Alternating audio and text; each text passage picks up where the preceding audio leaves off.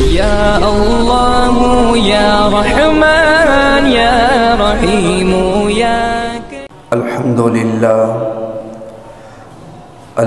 لله نحمده ونستعينه ونستغفره ونؤمن به ونتوكل عليه ونعوذ بالله من شرور أنفسنا ومن سيئات أعمالنا من يهده الله فلا مضل له ومن يضلله فلا هادي له ونشهد أن لا إله إلا الله وحده لا شريك له ولا وزير له ولا معين له ولا مشير له والصلاة والسلام على سيد الرسل وأكمل الرسل وأجمل الرسل وأحسن الرسل وسيد الأنبياء والمرسلين أرسله الله إلى كافة للناس بشيرا ونذيرا وداعيا إلى الله بإذنه وسراجا منيرا وقد قال الله تبارك وتعالى في القرآن المجيد قل هذه سبيلي أدعو إلى الله على بصيرة أنا ومن اتبعني وسبحان الله وما أنا من المشركين صدق الله العلي العظيم درود پاک اللهم صل على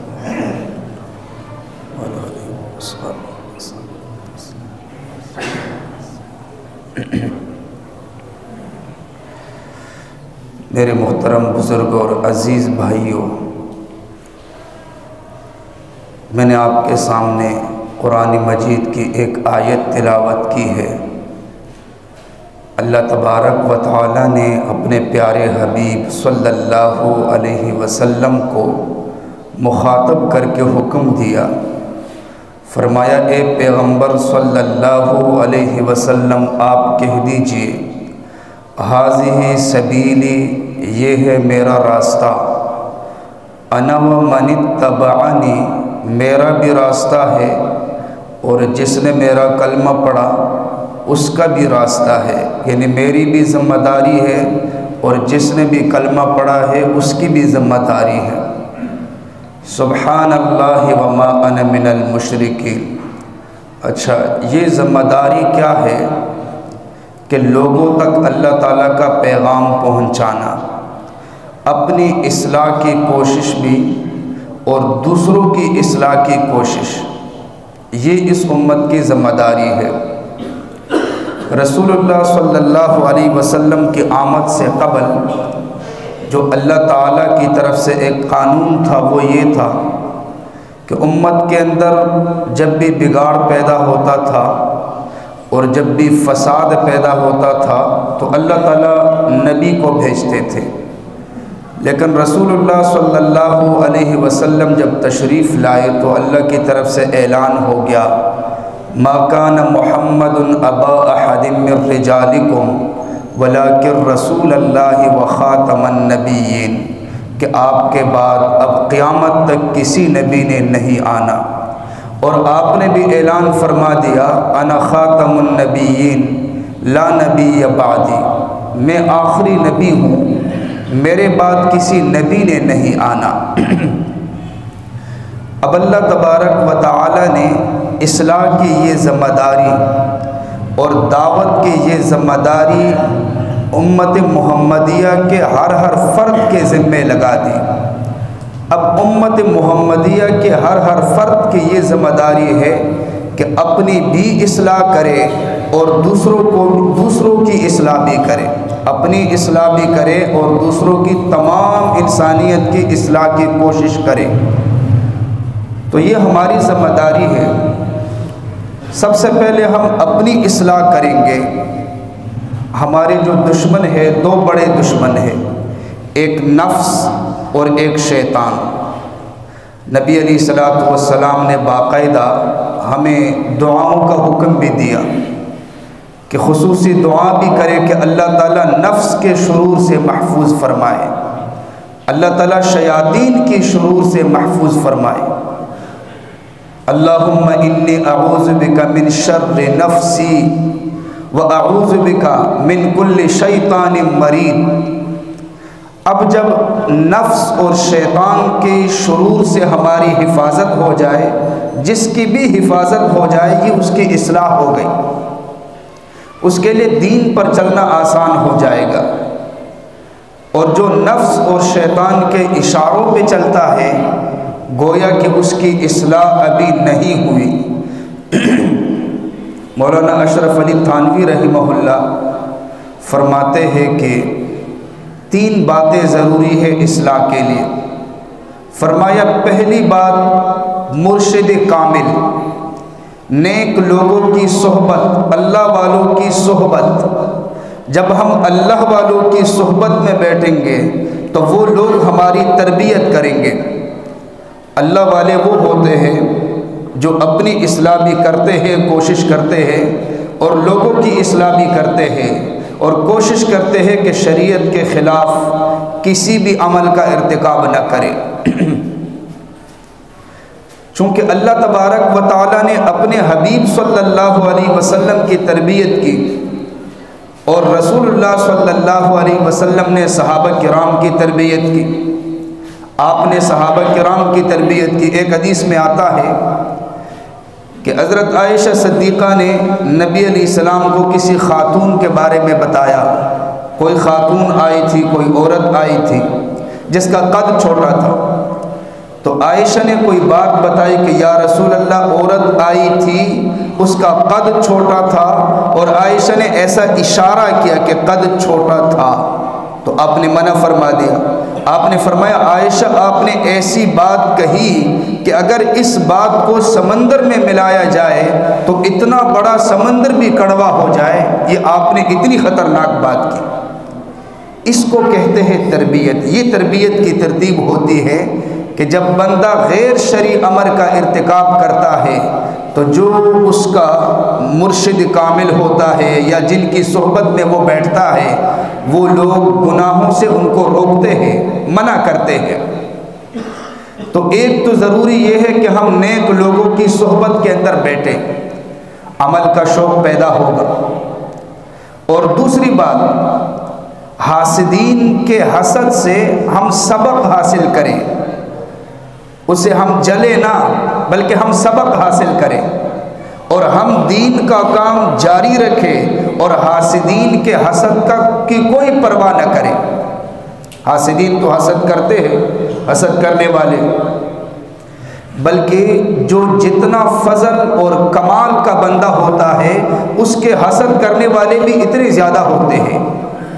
امام ابو حنیفہ رحمہ اللہ تعالیٰ نے بہت سارے اوصاف سے نوازا تھا، اسی طرح حاسدین بھی بہت زیادہ تھے۔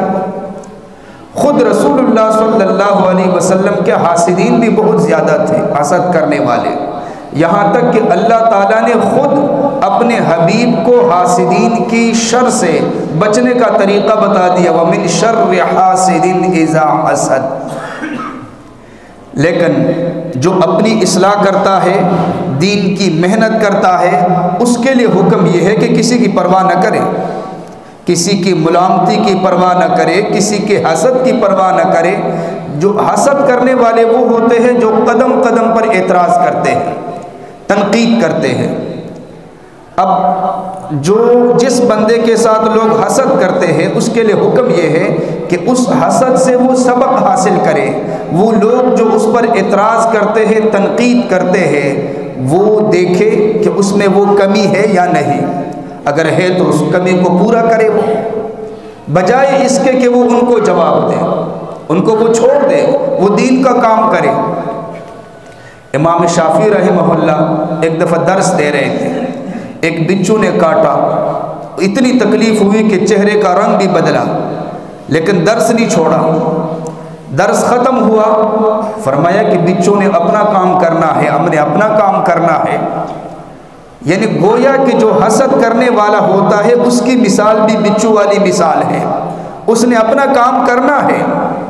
جب آپ دین کا کام کرو گے تو درمیان میں اس نے رکاوٹ بننے کی کوشش کرنی ہے کہ کسی طرح رکاوٹ پیدا ہو جائے درمیان میں، لیکن آپ نے اس کی پرواہ نہیں کرنی۔ اور مولانا اشرف علی تھانوی رحمہ اللہ نے جو تیسری بات لکھی ہے وہ یہ ہے کہ جو بھی کوئی مشکل مراحل آتے ہیں اور مشکل واقعات ہوتے ہیں ان سے بندہ عبرت حاصل کرے۔ مثلا ہماری زندگی میں ایک بندہ غلطی کرتا ہے اور اس غلطی کی وجہ سے ذلت اور رسوائی کا مرتکب ہو جاتا ہے، تو ہمیں چاہیے اس سے عبرت حاصل کریں، ہم اس کی طرح غلطی نہ کریں۔ اگر ہم بھی اسی طرح غلطی کریں گے تو ذلت اور رسوائی ہماری مقدر بھی رہے گی۔ ایک شاعر کہتا ہے یا صاحبی لا تغترر بتنعمی فالعمر ينفد والنعیم یزول، فرمایا کہ اے میرے دوست، جو اللہ نے تمہیں نعمتیں دی ہے، آسائشیں دی ہے، ان پر غرور و فخر مت کرنا۔ فرمایا ایک دن یہ زندگی بھی ختم ہو جائے گی اور یہ آسائشیں بھی ختم ہو جائے گی۔ وَإِذَا حَمَلْتَ إِلَى الْقُبُورِ جَنَازَةً فَاعْلَمْ بِأَنَّكَ بَعْدَهَا مَحْمُولٌ، اور جب آپ لوگوں کا جنازہ اٹھا کر قبرستان کی طرف جاتے ہو، یقین کر لو آج آپ نے کسی کا جنازہ اٹھایا اپنی کمر پر، کل آپ کا جنازہ کوئی اپنی کمر پر اٹھا کر قبرستان کی طرف لے جا رہا ہوگا۔ ہم اس سے عبرت حاصل کریں کہ ہمارے پاس مختصر وقت ہے، ہم اپنے رب کو راضی کریں۔ تو ہماری پہلی ذمہ داری کہ ہم اپنے نفس کی اصلاح کریں، اپنی ذات کی اصلاح کریں۔ یہ اصلاح کوئی چھوٹی موٹی چیز نہیں ہے، یہ بہت بڑی چیز ہے۔ ہمیں پیسے کی کتنی فکر ہے، دن رات ہم اس کے لیے قربان کر سکتے ہیں، اصلاح کی ہمیں کوئی فکر نہیں ہے۔ یہاں تک کہ اللہ تعالیٰ نے قرآن میں جہاں اصلاح کی ذکر کی، اللہ تعالیٰ نے 7 قسمیں اٹھائی ہے۔ پہلے اللہ نے 7 قسمیں اٹھائی اور پھر اصلاح کا ذکر اللہ تعالیٰ نے فرمایا۔ حالانکہ اللہ تعالیٰ ویسے بھی اگر حکم دیتے تو بہت بڑی بات تھی، لیکن اللہ نے پہلے قسمیں اٹھائی کہ یہ تمہارے لیے معاملہ مشکل ہے، اس طرف آنا مشکل ہے، درمیان میں نفس ہے، درمیان میں شیطان ہے، ان کی چال ہے۔ فرمایا والشمس وضحاها، سورج کی قسم، اس کی روشنی کی قسم، والقمر اذا تلاها، چاند کی قسم جب وہ اس کے بعد آئے، والنہار اذا جلاها، اور روشن دن کی قسم، واللیل اذا یغشاها، اور تاریک رات کی قسم، والسماء وما بناها، آسمان کی قسم، بنانے والے کی قسم، والارض وما طحاها، زمین کی قسم، بچانے والے کی قسم، ونفس وما سواها، اور نفس کی قسم، اس کے بنانے والے کی قسم۔ 7 قسمیں اٹھانے کے بعد اللہ فرماتے ہیں قد افلح من زکاها، کامیاب ہوا وہ جس نے اپنے آپ کو پاک کیا، جس نے اپنی اصلاح کی، وقد خاب من دساها، اور ناکام ہوا وہ جس نے اپنے آپ کو گمراہ کر دیا، شرور کے اندر پڑا رہا، اپنی کوئی فکر نہیں کی۔ 7 قسمیں اٹھانے کے بعد اللہ تعالیٰ نے فرمایا کہ کامیاب ہوا وہ جس نے اپنی اصلاح کی، جو شرک سے بچا، کفر سے بچا، گناہوں سے بچا، شرور سے بچا، رسم و رواج سے بچا، بدعات سے بچا، اور سنت کے مطابق اس نے زندگی بسر کی، یہ کامیاب ہے۔ تو اللہ فرماتے قد افلح، افلح کا معنی ہوتا ہے کامیاب، ایسا کامیاب جس کے بعد ناکامی نہ ہو، ہمیشہ ہمیشہ کے لیے کامیاب۔ اللہ تعالیٰ نے قرآن کے اندر 3 آیات میں فلاح کا ذکر فرمایا، افلح کا ذکر۔ ایک مقام پر توبوا الی اللہ جمیعا ایھا المؤمنون لعلکم تفلحون، فرمایا سب آؤ توبہ کرو، معافی مانگو، اللہ کے سامنے رو، ہو سکتا ہے کہ اللہ کی طرف سے کامیابی مل جائے۔ ایک یہاں ذکر ہے، اور ایک قد افلح من زکاها، جس نے اپنے آپ کو پاک کیا وہ کامیاب ہوا۔ گویا کہ حکم ہوا کہ پہلے توبہ کریں. جب ہم توبہ کریں گے، پہلے معافی مانگیں گے، اس کے بعد آگے اعمال کریں گے، کوشش کریں گے کہ ہمارے اندر صفات حمیدہ پیدا ہو جائے. صفات حمیدہ، نیک صفات، قابل تعریف صفات. اچھا، تیسرا مقام قد افلح المؤمنون، فرمایا کہ مومن کامیاب ہو گئے. یہ مومن کامیاب کیوں ہوئے؟ اور یہ مومن کون ہے؟ الذین هم فی صلاتهم خاشعون، جو نماز پڑھتے ہیں خشوع خضوع کے ساتھ. پہلی صفت نماز پڑھتے ہیں خشوع خضوع کے ساتھ. خشوع خضوع کا کیا مطلب؟ کہ جب وہ نماز کے لیے کھڑے ہوتے ہیں، اللہ اکبر کہتے ہیں، تو دل کے اندر خدا کی عظمت ہے. نماز پڑھنے والا اس وقت سوچ رہا ہے کہ میرا رب مجھے دیکھ رہا ہے. دل اللہ کی طرف متوجہ، ذہن کو باقی سوچوں سے خالی کیا، ایک رب کی طرف توجہ، اور جسم کے اوپر بھی عاجزی ٹپک رہی ہے. انکساری کے ساتھ، سکون کے ساتھ نماز پڑھ رہا ہے. جو بندہ کبھی ادھر دیکھتا ہے نماز کے دوران، کبھی ادھر دیکھتا ہے، کبھی ہاتھ اٹھاتا ہے سر کی طرف، کبھی داڑھی کی طرف، کبھی کپڑوں کے ساتھ کھیلتا ہے، یہ عاجزی بھی نہیں ہے، اور یہ خشوع خضوع بھی نہیں ہے. خشوع خضوع اس کو کہتے ہیں کہ سکون کے ساتھ بندہ نماز پڑھے. تو فرمایا قد افلح المؤمنون، مومن کامیاب ہو گئے. اور ان کے اوصاف کیا ہے؟ الذین هم فی صلاتهم خاشعون، پہلی صفت یہ ہو گئی. والذین هم عن اللغو معرضون، جو لغو باتوں سے بچتے ہیں، فضول کاموں سے بھی بچتے ہیں، فضول باتوں سے بھی بچتے ہیں. والذین هم للزکاة فاعلون، جو زکوٰۃ کی ادائیگی کرتے ہیں، زکوٰۃ دیتے ہیں. والذین هم لفروجهم حافظون، جو اپنی شرمگاہ کی حفاظت کرتے ہیں، فحش باتوں سے، فحش کاموں سے بچتے ہیں. والذین هم لاماناتهم وعهدهم راعون، وہ جو امانت میں خیانت نہیں کرتے، اور جب کسی کے ساتھ وعدہ کرتے ہیں تو وعدہ خلافی نہیں کرتے. چونکہ اللہ کے نبی نے فرمایا لا ایمان لمن لا امانت لہ، فرمایا جو امانت میں خیانت کرتا ہے اس کے ایمان کا کوئی اعتبار نہیں، اور جو وعدہ کر کے اس کے بعد خلاف ورزی کرتا ہے اس کے ایمان کا بھی کوئی اعتبار نہیں. تو مومن کی صفات والذین هم لاماناتهم وعهدهم راعون والذین هم علی صلواتهم یحافظون، مومن وہ ہے جو نمازوں کی حفاظت کرے، نمازوں کا اہتمام کرے. اولئک هم الوارثون الذین یرثون الفردوس، فرمایا کہ جنت الفردوس ان کے لیے ہے. یہ اوصاف حمیدہ اس کو کہتے ہیں، قابل تعریف اوصاف. جب ہمارے اندر یہ صفتیں پیدا ہو جائے گی تو اللہ کی طرف سے مدد بھی اترے گی، اور کوئی باطل اور کافر جو ہے غلط نگاہ سے ہماری طرف دیکھ بھی نہیں سکے گا. جب مسلمانوں میں یہ صفات موجود تھی تو اللہ تعالیٰ نے بڑا مقام عطا فرمایا تھا. صحابہ کرام رضوان اللہ علیہم اجمعین میں یہ صفات پیدا ہو گئی تھی. ایک وقت وہ تھا کہ ان پر کوئی حکمرانی کرنے کے لیے تیار نہیں تھا، لیکن جب رسول اللہ صلی اللہ علیہ وسلم نے صحابہ کی تربیت کی اور ان کے اندر یہ اوصاف پیدا ہوئے تو اللہ کی طرف سے اعلان ہو گیا اولئک هم المؤمنون حقا، یہ پکے مومن ہیں. اور اللہ کی طرف سے اعلان ہو گیا محمد الرسول اللہ والذین معه اشداء علی الکفار رحماء بینہم تراہم رکعا سجدا یبتغون فضلا من اللہ ورضوانا. یہ صحابہ کی صفات کا ذکر ہے.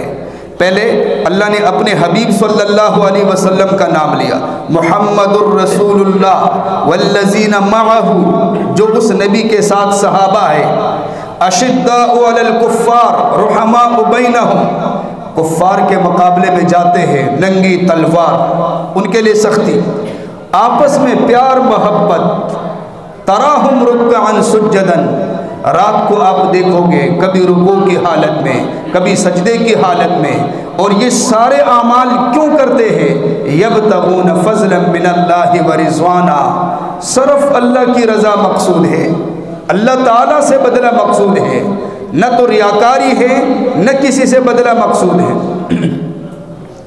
یہ صفات پیدا ہو جائے، ہر بندے کے اندر اللہ نے صلاحیت رکھی ہے، اس صلاحیت کے رخ کو موڑا جائے۔ ہماری صلاحیتیں گناہوں کے اندر صرف ہو رہی ہے، استعمال ہو رہی ہے، بس اس صلاحیت کا رخ بدل جائے، اس مہارت کا رخ بدل جائے اور وہ دین اسلام کے لیے استعمال ہو جائے۔ حضرت عمر رضی اللہ جب مسلمان نہیں ہوئے تھے، ان کے اندر اس وقت پہ یہ بہادری تھی، شجاعت تھی، دلیری تھی، یہ ساری چیزیں تھیں، لیکن یہ کفر کے لیے استعمال ہو رہی تھی۔ آپ علیہ السلام نے دعا مانگی تو حضرت عمر رضی اللہ جب مسلمان نہیں ہوئے تھے، اسلام کے اتنے بڑے دشمن تھے کہ جب کفار نے مشورہ کیا کہ معاذ اللہ نبی علیہ السلام کو قتل کرتے ہیں، تو یہ ذمہ داری حضرت عمر نے اٹھائی تھی کہ میں قتل کروں گا۔ تلوار اٹھائی اور پھر یہ بھی نہیں کہا کہ چپکے سے جا کے قتل کروں گا، جو بھی راستے میں ملا اس نے پوچھا عمر آپ کے ہاتھ میں ننگی تلوار ہے، کہاں جا رہے ہو؟ تو کہا معاذ اللہ نبی علیہ السلام کے قتل کے لیے جا رہا ہوں۔ یہ ایک صفت تھی بہادری والی، لیکن یہ کفر کے لیے استعمال ہو رہی تھی۔ راستے میں کسی نے بتایا آپ کی بہن بھی مسلمان ہو چکی ہے، بہنوئی بھی مسلمان ہو چکے ہیں، کہا کہ پہلے ان کی خبر لیتا ہوں۔ وہاں جا کر انہیں مارا، خون گرا نیچے، لیکن جب ان سے پوچھا انہوں نے کہا عمر آپ جو کر سکتے ہیں کرو، ہم اسلام سے واپس کفر کی طرف نہیں لوٹ سکتے۔ تو عمر بھی پریشان ہو گئے کہ عجیب بات ہے۔ پھر نبی علیہ السلام کی خدمت میں گئے، وہاں کلمہ پڑھا، مسلمان ہو گئے۔ اس کے بعد یہ شجاعت، یہ بہادری، یہ دلیری، یہ اسلام کے لیے استعمال ہو گئی۔ اللہ کے نبی نے فرمایا اس عمر کے بارے میں، فرمایا الحق ینطلق علی لسان عمر، حق عمر کی زبان پہ چلتا ہے، عمر کی زبان پہ حق بولتا ہے۔ اور آپ نے فرمایا کہ آسمان کا ہر فرشتہ عمر کی عزت کرتا ہے، اور زمین کا ہر شیطان جب عمر کا نام سنتا ہے تو اس پر لرزہ طاری ہو جاتا ہے۔ فرمایا لو کان بعدی نبی لکان عمر، میرے بعد اگر نبی ہوتا تو وہ عمر ہوتا۔ اور فرمایا عمر جس راستے سے گزرتا ہے تو شیطان اگر آگے سے آ رہا ہو تو اس راستے کو چھوڑ دیتا ہے عمر کی وجہ سے۔ یہ وہ عمر ہے جو تلوار لے کر نبی علیہ السلام کو معاذ اللہ قتل کرنے کے لیے چلے تھے۔ وہ صلاحیت اور وہ بہادری اب اسلام کے لیے استعمال ہو رہی ہے۔ وہ اخلاص، خلوص، اللہ نے ایسا خلوص عطا فرمایا۔ حضرت عمر کی خلافت میں زمین حرکت کرنے لگی، زلزلہ آیا تو حضرت عمر نے کوڑا اٹھایا، زمین پہ مارا، اللہ کا حکم ہوا، زلزلہ ختم ہو گیا اور زمین کی حرکت جو ہے وہ رک گئی۔ اور ایک سمندر تھا جو جاری نہیں ہو رہا تھا، پانی رک گیا تھا، حضرت عمر نے اپنا خط ڈالا، اللہ کا حکم ہوا، وہ سمندر کا پانی جاری ہو گیا۔ اسی طرح ہماری جو ایک صلاحیت ہے جو ہم گناہوں میں لگا رہے ہیں، وہ دین اسلام کے لیے استعمال ہو جائے، دین اسلام کے لیے لگ جائے۔ اللہ تعالیٰ نے ہر انسان کو فطرت پر پیدا کیا، فطرت اللہ التی فطر الناس علیہا، ہر انسان کے اندر یہ صلاحیت موجود ہے۔ حضرت بلال حبشی رضی اللہ تعالیٰ عنہ ایک غلام تھے، کوئی حیثیت نہیں تھی، نہ نسب کا پتہ، نہ خاندان کا پتہ، کوئی پتہ نہیں، لیکن جب کلمہ پڑھا، نبی علیہ السلام کی غلامی میں آیا، اللہ تعالیٰ نے مسجد نبوی کا مؤذن بھی بنا دیا، اور اللہ کے نبی نے فرمایا ایک موقع پر کہ بلال کون سا عمل کرتے ہو؟ جب میں جنت میں چل رہا تھا، جنت میں جا رہا تھا، تو میں نے اپنے سے پہلے آپ کے قدموں کی آہٹ سنی، بلال آپ جنت میں مجھ سے آگے جا رہے تھے، کون سا عمل ہے؟ حضرت بلال نے بتایا یا رسول اللہ، جب بھی وضو کرتا ہوں 2 رکعت ضرور پڑھتا ہوں، اور جب بھی وضو ہوتا ہوں ضرور اس کے بعد وضو کرتا ہوں۔ آپ نے فرمایا اس عمل کو قائم دائم رکھے۔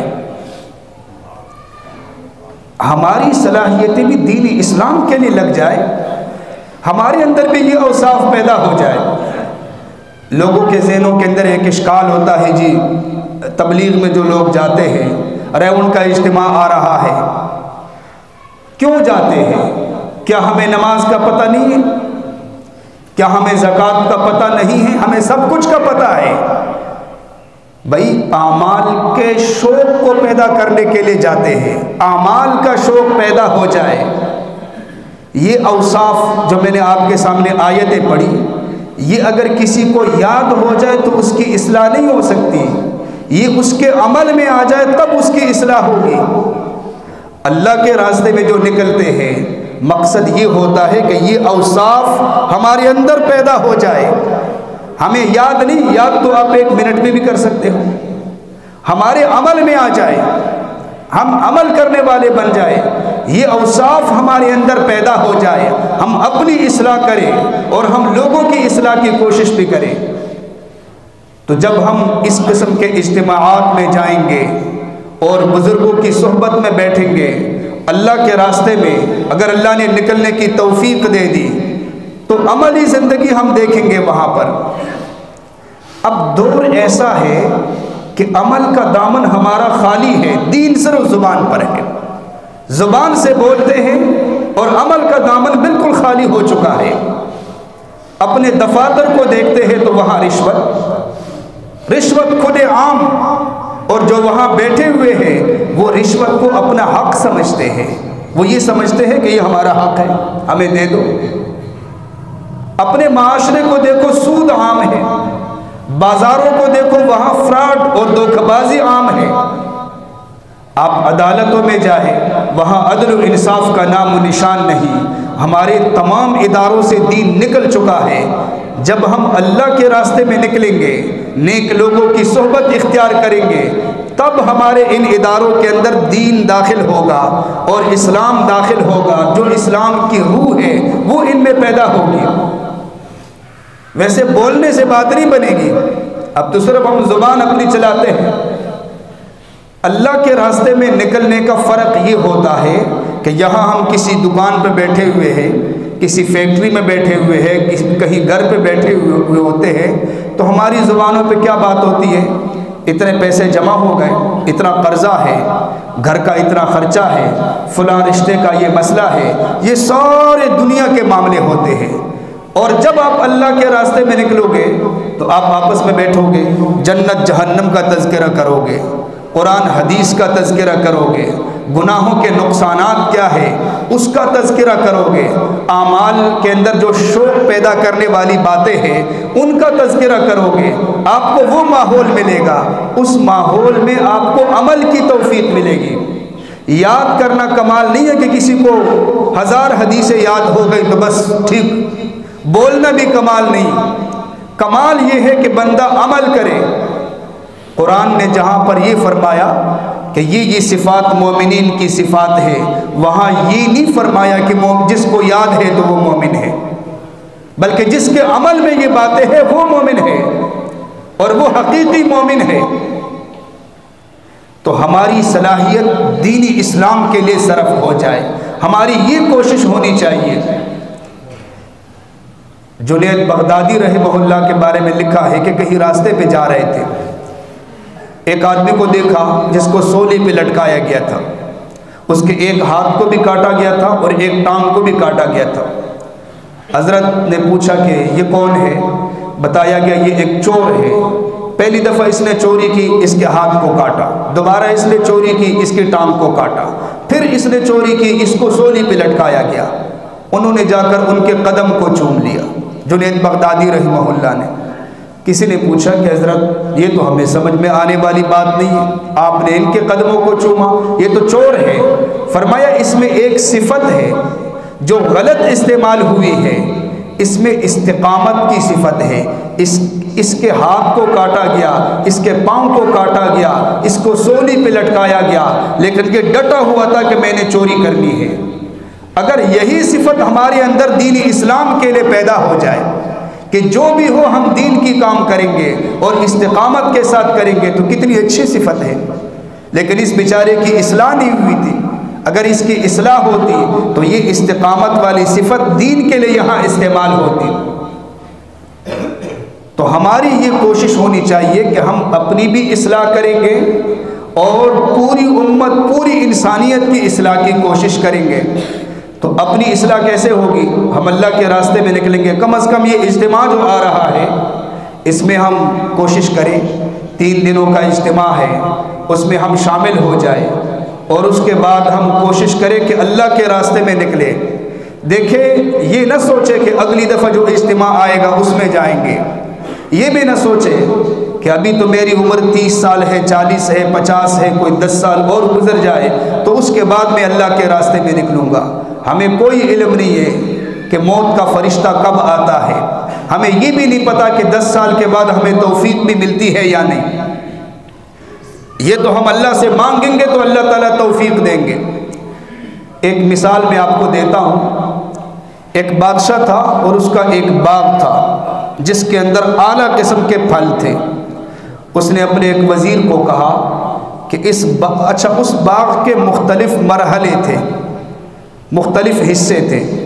اپنے وزیر کو کہا کہ باغ میں داخل ہو جا، اگر اعلیٰ قسم کے پھل آپ لے کر آؤ گے تو آپ کو انعام ملے گا۔ اب جب وزیر باغ میں داخل ہوا، پہلے حصے میں دیکھا تو بہترین قسم کے پھل تھے۔ اس نے سوچا کہ ہو سکتا ہے اگلے حصے میں اس سے بہتر ہو۔ وہ اگلے حصے میں داخل ہوا، اس میں دیکھا تو اس سے بھی اعلیٰ قسم کے پھل تھے۔ اس نے سوچا کہ میں اگلے حصے میں داخل ہوتا ہوں، ہو سکتا ہے اس کے پھل زیادہ بہتر ہو۔ چلتے چلتے چلتے 8-10 حصوں کے بعد جب وہ آگے داخل ہوا تو اگلے حصے میں درخت تو تھے لیکن پھل نہیں تھے۔ اب بادشاہ نے یہ شرط لگائی تھی کہ 1 قدم بھی آپ واپس نہیں آ سکو گے، آگے ہی جا کر آپ نے آگے نکل جانا ہے۔ یہی ہماری مثال ہے۔ وہ بیچارہ خالی وہ ٹوکرا لے کر بادشاہ کے سامنے آ گیا۔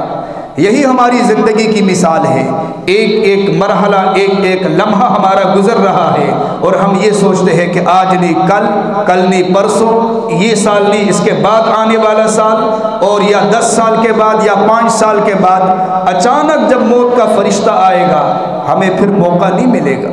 اذا جاء اجلهم لا يستأخرون ساعة ولا يستقدمون۔ اللہ نے اگر ہمیں 60 سال کی زندگی دی تو یہ تو نہیں ہے کہ ہم پوری زندگی دنیا کے اوپر لگا لیں۔ پوری زندگی اللہ کے دین پر بھی ہمیں وقت لگانا چاہیے، اپنی کوشش